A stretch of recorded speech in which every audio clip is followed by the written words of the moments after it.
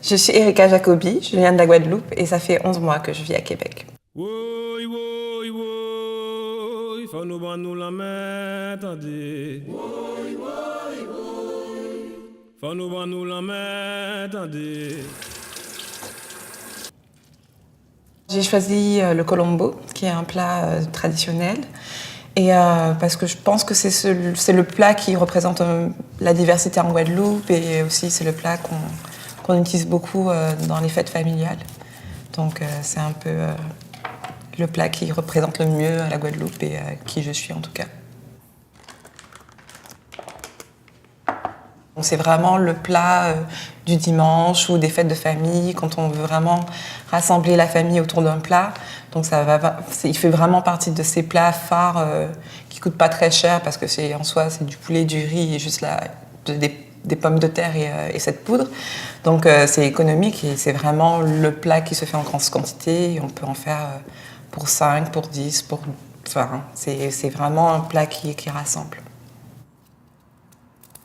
En 1848, à l'abolition de l'esclavage, les ex-colons ont décidé de faire venir une main-d'œuvre moins chère parce que les esclaves ne voulaient plus être utilisés pour juste faire de la main-d'œuvre.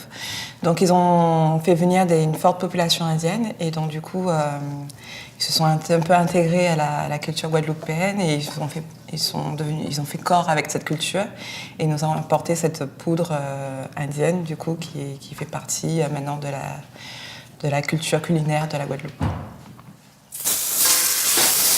C'est une épice assez difficile à trouver. Il a fallu que je fasse ma mère m'en envoyer parce que c'est vraiment un mélange de plusieurs épices. Et donc du coup, on n'en trouve pas à Québec, donc c'est vraiment typique des Antilles.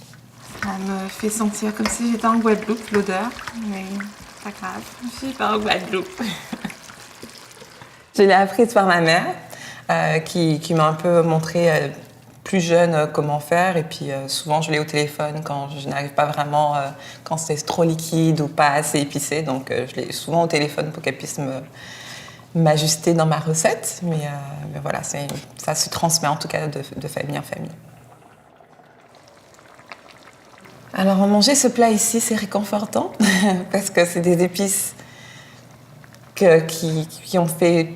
ont toujours fait partie de ma vie. C'est un plat que je ne me rappelle pas ne pas l'avoir mangé à un certain moment de ma vie, donc c'est réconfortant et puis c'est nostalgique aussi parce que souvent quand je le mange c'est seul, donc ça change un peu du fait de le manger en grande communauté. Bon, ça change des plats moins épicés que du Québec et je ramène un peu de la Guadeloupe avec moi.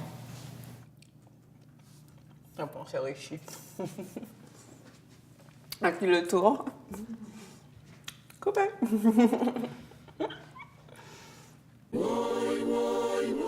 Commandez, au-dessus les répondeurs, car ça y est.